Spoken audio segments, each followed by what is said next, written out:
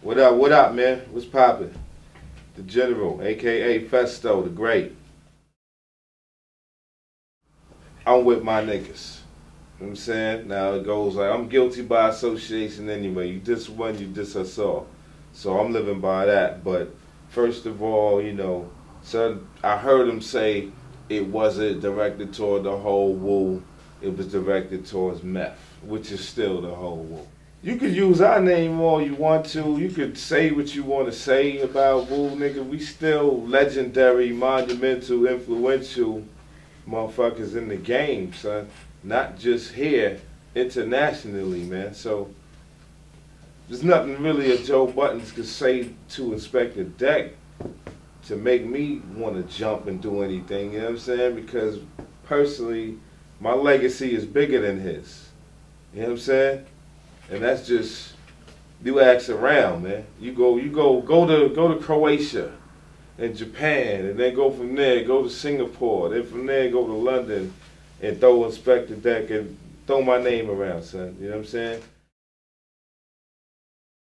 Nigga trying to help him get his shot in the game. I've been doing it 20 years, more than that off camera, you know what I'm saying? So 20 years later, man, I'm good to still be here and have my name, like I said, be legendary, man. And if I can help my dude out and get, you know, somebody else the way I was helped, you know, RZA came to me the same way.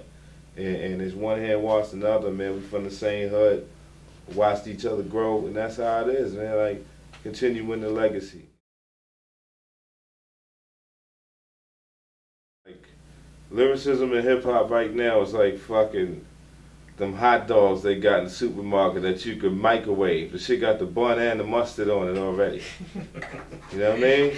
That's what hip hop is to me right now. Bunch of what's the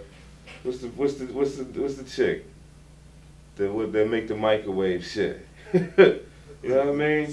Lean cuisine. That's what fucking hip hop is right now. Bunch of lean cuisine shit. You know what I'm saying? I'm used to, you know, I'm used to mama slaving over the stove. I don't get no more of that home cooking when it comes to music, son. So lyrics ain't shit right now. You can say bibbidi bobbidi boop on a fucking Casio beat, son, and you hot. I just think dudes want to party, man. Like, as much as New York, we got conscious shit and we talk about different things, niggas just want to party and escape reality, man. Unless you making that type of shit, you're gonna get overlooked. You talking about, you know, keep your head up. Like, you know, Tupac was able to tell niggas, you know, Brenda had a baby and keep your head up and dear mama and all that shit. Nowadays, it's pull your titties out. You know what I'm saying? Shake that shit, bitch. I could say that and I'm the next hottest motherfucker if I wasn't me. You know what I'm saying?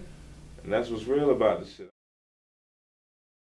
We had to do, man, like before we got to that level, we had to blow up home. You know what I'm saying? You had to rock the house where you standing at. So, you know, we came in at a different time. For the younger dudes right now, man, where it's all about your swag and not necessarily your lyrical skills, you know what I mean? Right nowadays, man, you just have to have some type of identity that you know, that not really makes you stand out, but really just separates you, man. You have to have your own identity nowadays, you know what I'm saying? Everybody pretty much sounds the same, dresses the same, dances the same, so, you know, you take a nigga right now with his hair combed to the left, he combing shit like this, he'd be the next hottest motherfucker, you know what I mean? Because that's how this world functions. All you gotta do is be first, son. You be first at anything so you can succeed.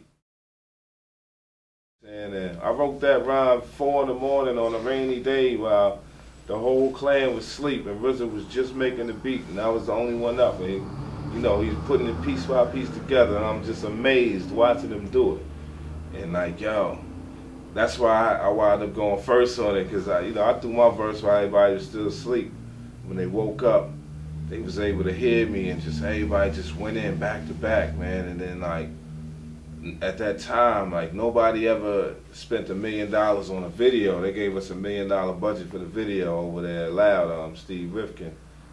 And I just remember like we went to LA to green screen New York. Now that was crazy right there.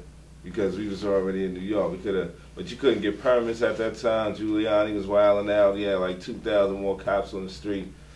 He was like, you know, F that, we going over there. We going to LA, man. Went to LA and had a little thing set up, man. And for me, that's the biggest production I've ever been part of. You know, like the pyrotechnics, the blowing up, the building exploding, all the stuff, running up the building, the helicopters and all that craziness. It was like, you know, we came from doing Protect Your Neck, which was like $3,000 on the rooftops of 160. You know what I mean? So to do that, man, was crazy. And I remember specifically, man, it was the only competition at that time was you bug out Biggie Smalls with the video on the boat, sicker than your average Papa Twist. I remember we was like, yo, he came with like a $800,000, $900,000 video right behind us. You know what I'm saying? It's not the Blackout. Blackout, that was crazy. You know what I'm saying? This one, niggas is more mature, man. You know what I'm saying? Dudes got other things to talk about. They seen the world. They seen more of the world than I have, and I've seen a lot of shit. So, you know what I mean? I respect that album for where they at in life now. You know what I'm saying? Like, you know, most niggas want them to be potheads for the rest of their life and make that pothead rap. You know what I mean? It's like, you know, the niggas, you know, they talented, man. And you can hear it in everything they do. Like, they some of the few dudes who inspires me, man.